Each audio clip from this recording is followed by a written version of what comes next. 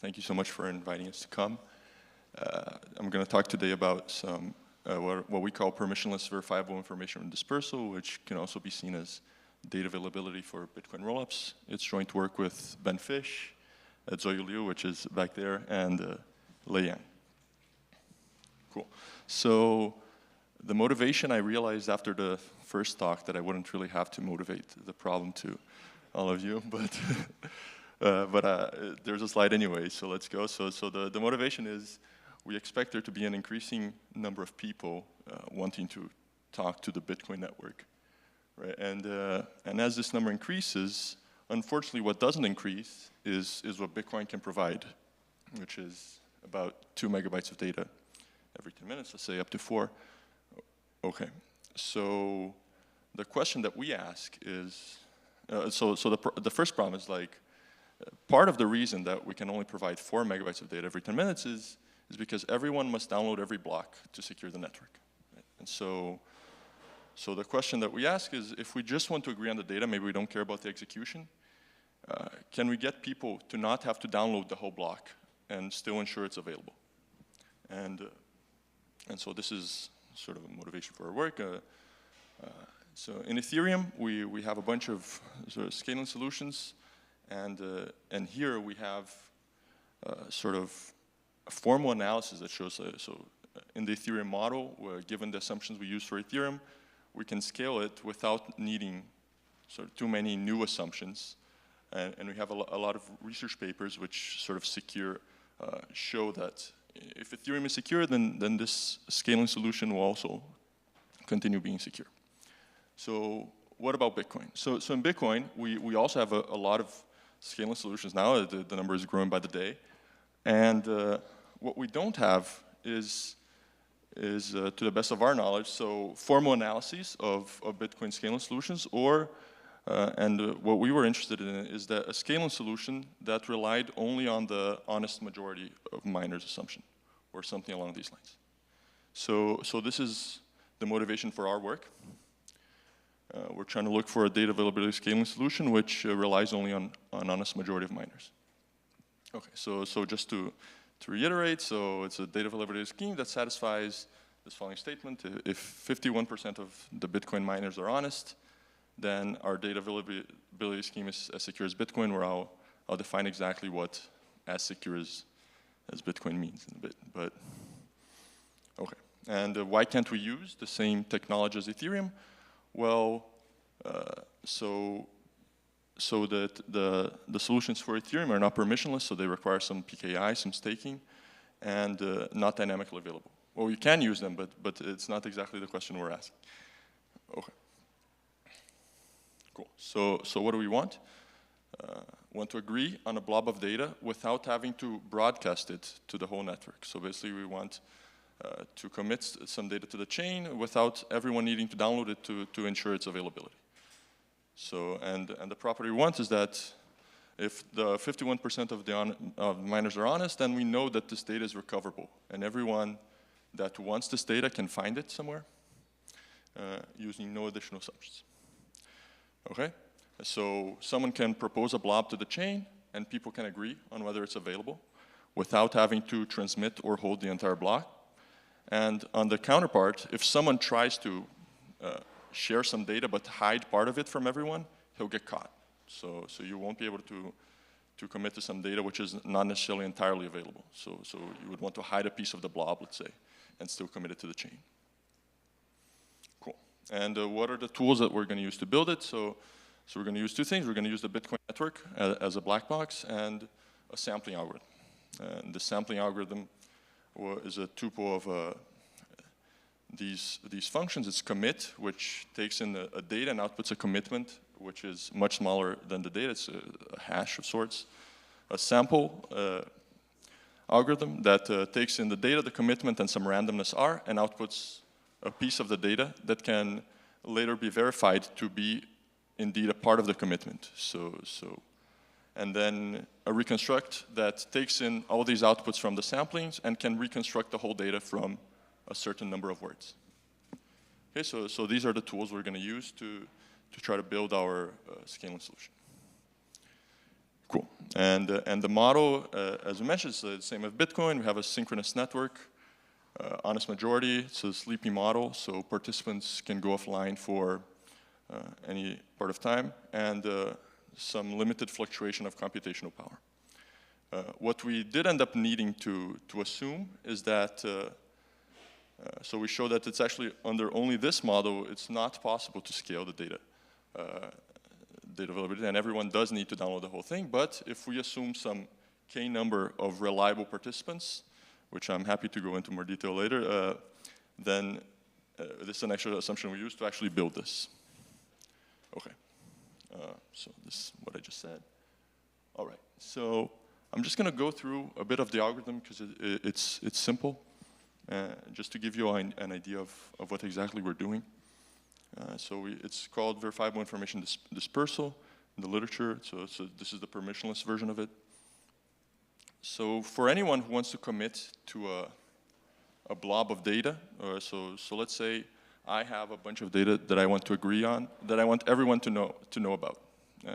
But I don't want to send it to everyone. Right? So what I can do is I can first put a commitment of this data on the Bitcoin chain, right? And then what members of this network will do is that they'll send requests for random pieces of the data blob. So maybe they'll send me some randomness R, and I'll return them some W, which is like the sampling of this data according to this randomness. Cool.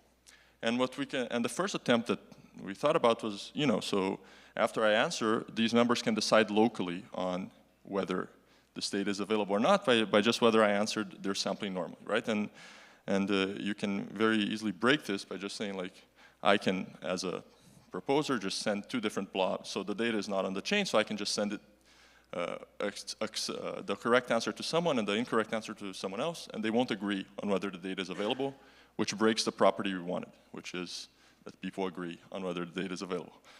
Okay, so we can iterate this and try again. So what we can do is that after sending the randomness, each member submits a transaction to Bitcoin denoting whether the verify was indeed true. So whether this proposer did indeed answer my query correctly. Right? And if we do this, we do have agreement just by the Bitcoin properties.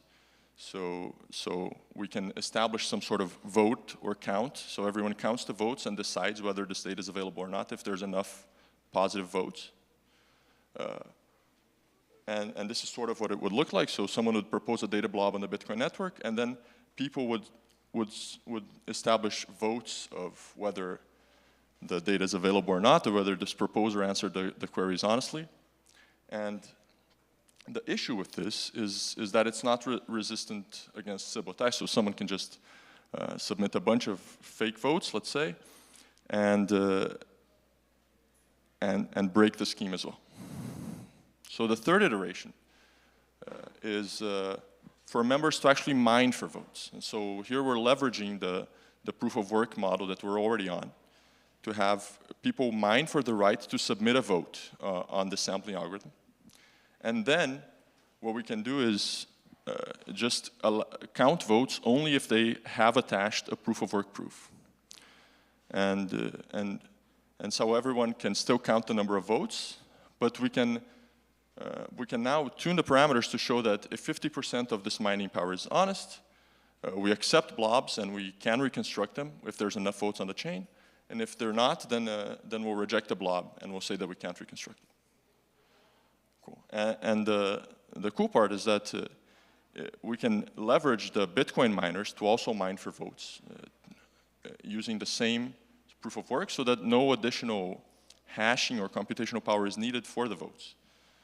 So what this looks like is that they include some extra metadata in the Coinbase transaction of the header for the block they're mining, and whenever they find a certain difficulty, which is the vote difficulty, which could be different than the block difficulty, they can submit this to the chain as a vote, right? And so again, we can show that with certain parameters, we can secure this to be.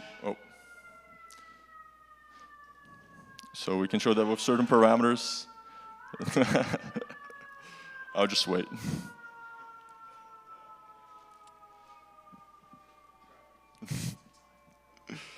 All right.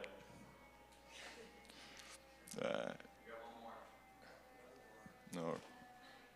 2 fire trucks? It's a big fire.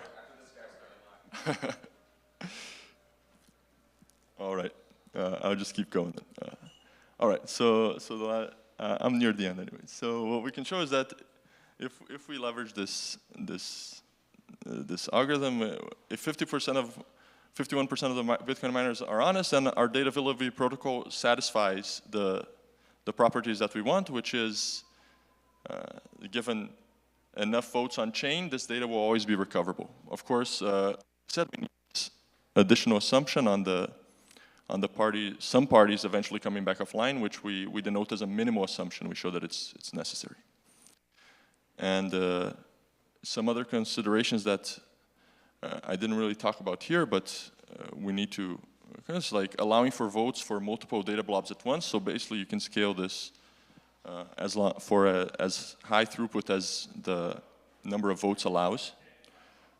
We also don't talk about how to guarantee that the adversary does not produce fake votes in advance, but this is also something that we deal with in the paper, and the exact parameters, how many you need for confirmation, which comes out to be a bit different than the confirmation rule for Bitcoin. Okay, but so in a nutshell, just to summarize the result, now that we went through a lot of a bit more technical stuff, so our protocol sort of puts together proof of work consensus, random sampling, and some proof of work delayed voting to show that we can do this, we can build this provably secure VID, which is permissionless, is dynamically available with an asterisk because there is an additional assumption on the minimal number of participants, and we can get sublinear communication, which means that the communication that you need to agree on a data is no longer linear in the number of parties in the network. So it can actually be about square root of n.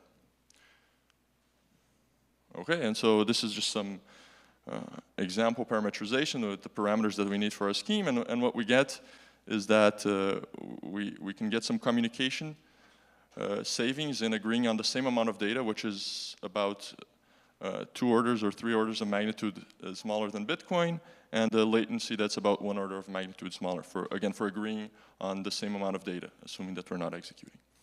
And this is just a bunch of results we have. I'm happy to answer any other questions, just for any other questions that come.